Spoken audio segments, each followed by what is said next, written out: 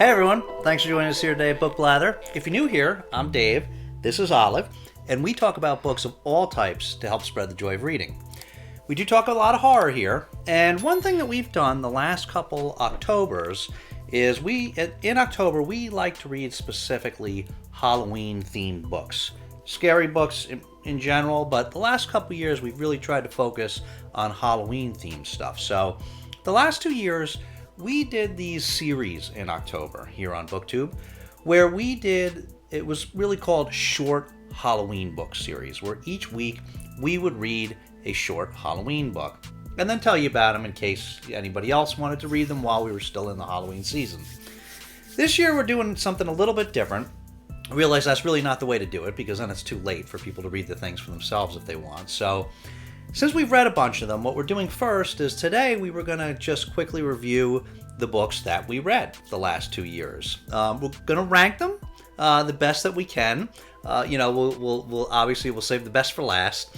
And so give you an idea of these different Halloween themed books that you might want to try this Halloween season. And then shortly after this one, we're going to do another video, sort of like we did in May for Horror Mayhem, letting you know what we're planning to read this October, in case you're interested in joining along with us for any of them. And we'll be doing those on a weekly basis. And we might try to slip in some other Halloween short stories along the way. We do have this volume called Halloween Dreams, which is an old collection of very thick collection of a lot of Halloween short stories. But we'll see. We're going to be reading, some of the books we're reading are short story collections, so we'll see how things go. But right now, we're talking about the books that we read the last couple years. So we're going to give you a little bit, so give you a little bit of exposure to some of those in case you were interested in reading any of them. So we'll start with our least favorite. The first one is this, The Legend of Decimus Croom, A Halloween Carol. This is by Kevin Purdy, and this was published, I think, just a few years ago, like 2017. And what this book is geared more towards a younger audience, but it's still fun if you're interested in this kind of book. So what this is basically a Halloween version of A Christmas Carol. So instead of Ebenezer Scrooge, we have Decimus Croom. And Decimus Croom is a cantankerous old man that he owns a hardware store.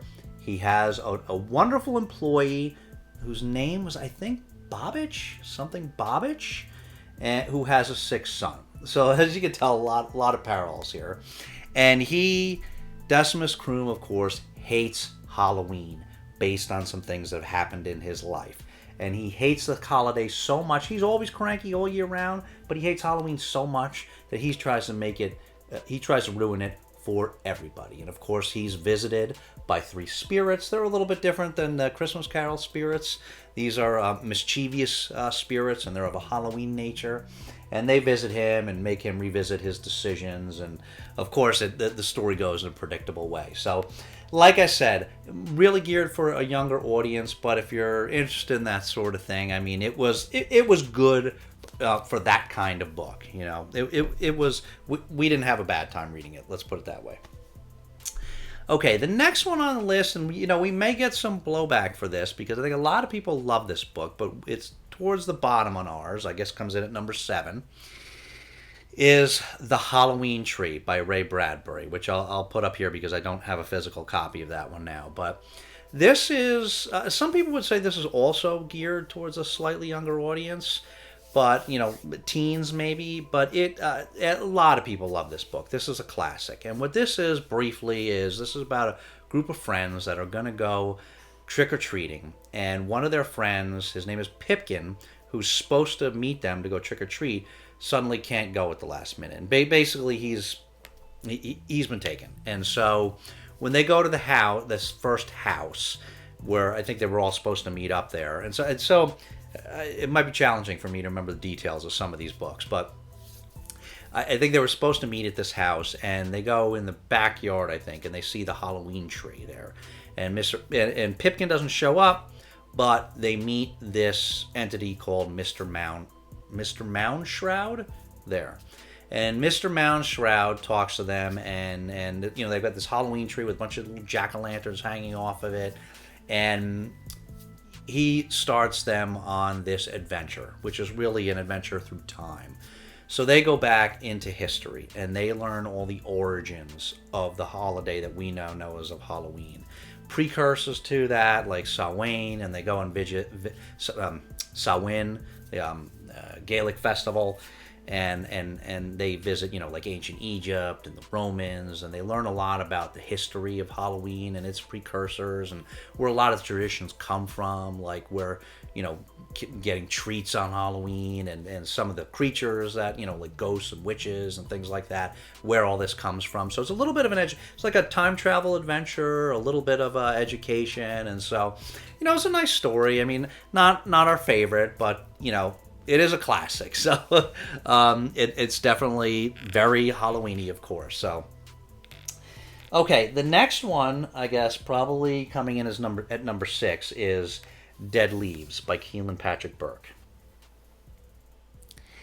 And this is a collection of short stories. It's like 8 or 9 stories.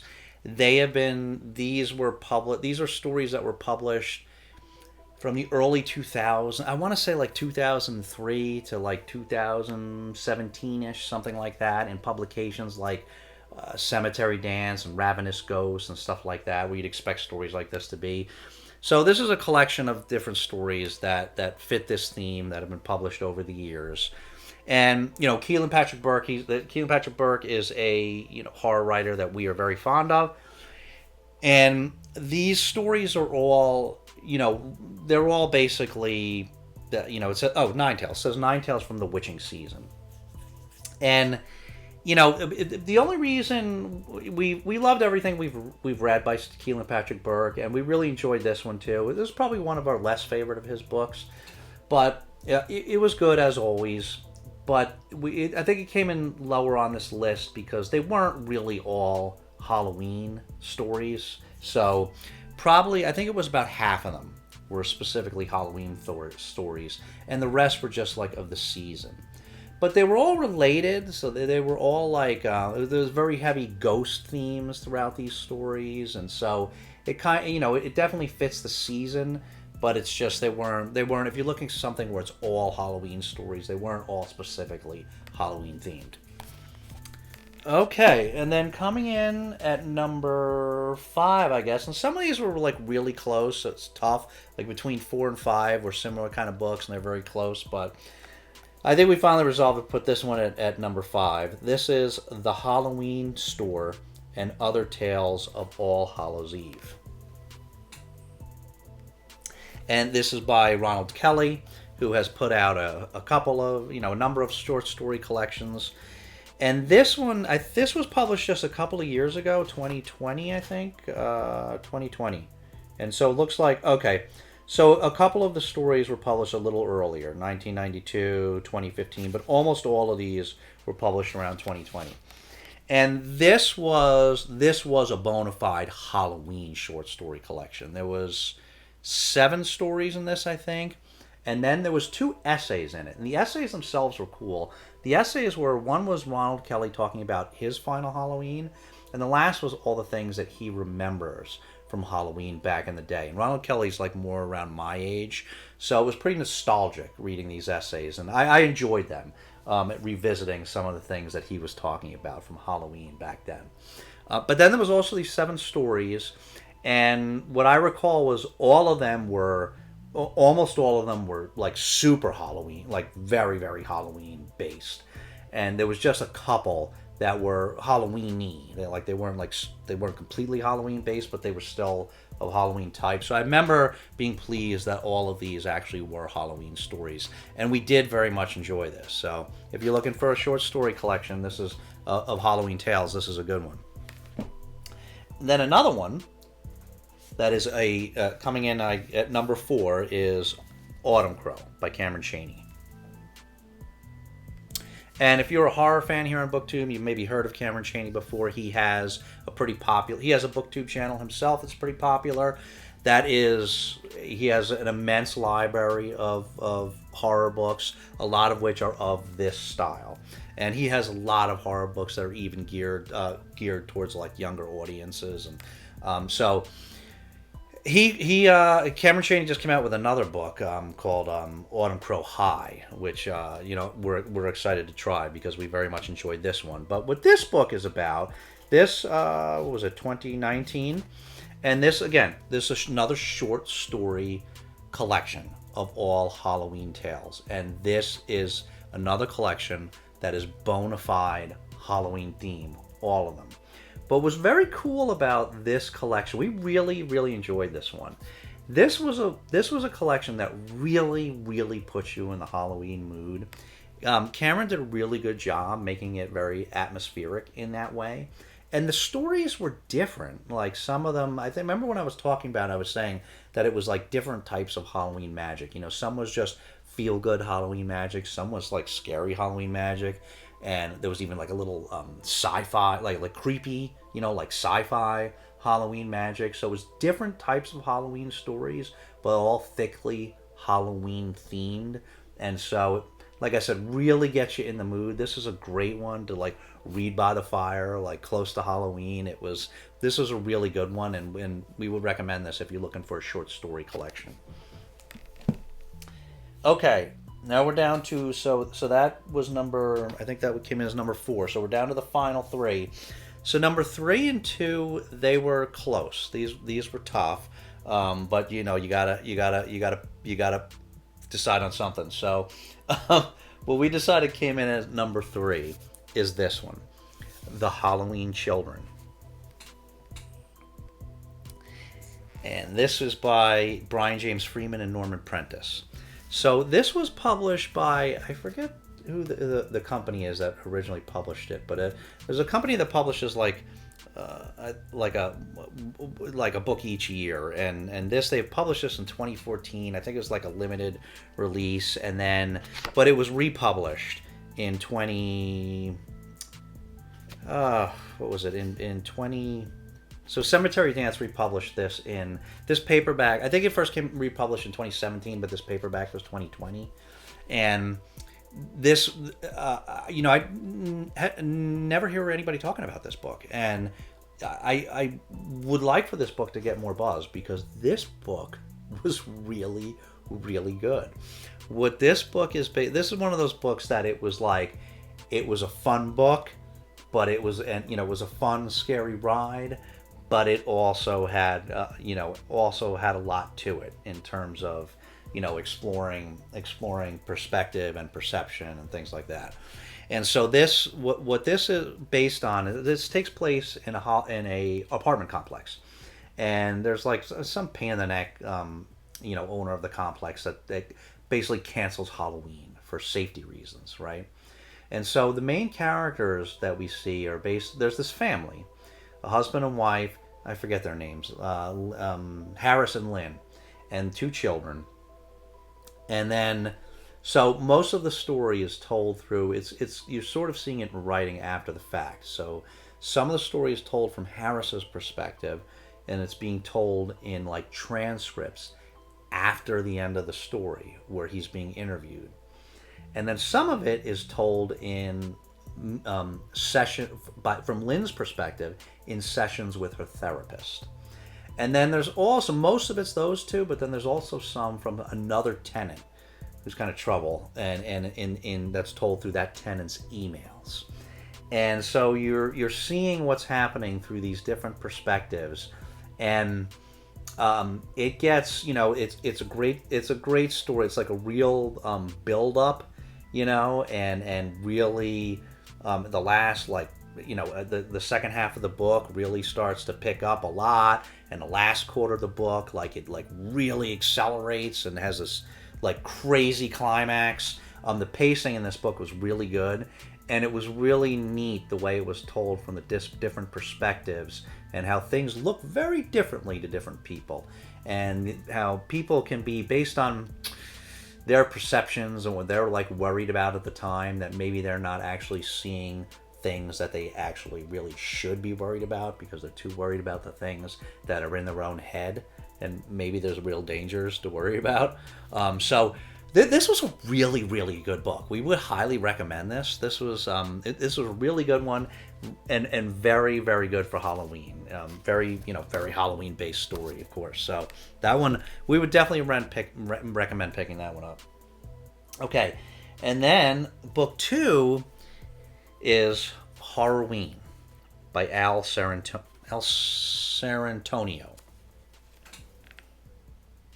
Okay, very, very cool cover here. I'm going to try to make sure you're able to see it.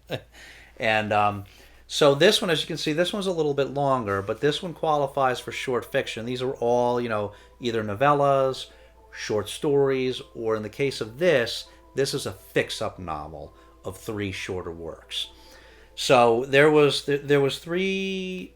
This was originally there was 3 different stories. There was one called Hornets, which was in a collection called Trick or Treat.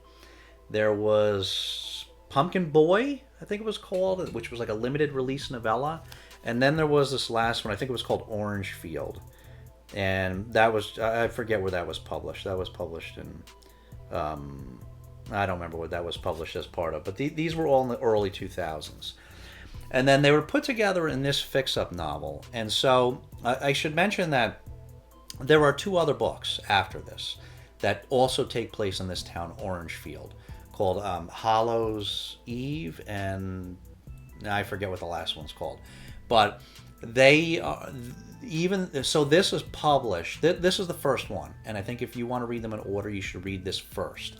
This is actually published after that second one I called Hallows Eve, but that's because it was put together in this fix-up novel and then published shortly afterwards. But the stories that make up this book came before Hallows Eve, so this is the one that you would want to read first if you're going to try this series. So this one, we had a great time with this book. So like I said, it was a fix-up novel, so the 3 stories were patched together. It did feel somewhat like 3 separate stories, but it was okay. It didn't bother us. They were connected enough that they were all, like I said, they all take place in this town called Orangefield, and there's some cool Halloween individuals. There's the Pumpkin Boy and there's the Pumpkin Tender, and there's definitely Halloween stuff going on in this town. And these stories are brought together by basically this common theme of this entity, Samhain, right? Samhain is the Gaelic festival that's like has its origins in Celtic paganism, sort of a precursor to Halloween. This was a festival that kind of bridged the gap between the harvest season and the winter solstice, and that's that holiday Samhain is kind of personified in this book, and it's this sort of evil entity, and this town Orangefield is under the influence of this entity.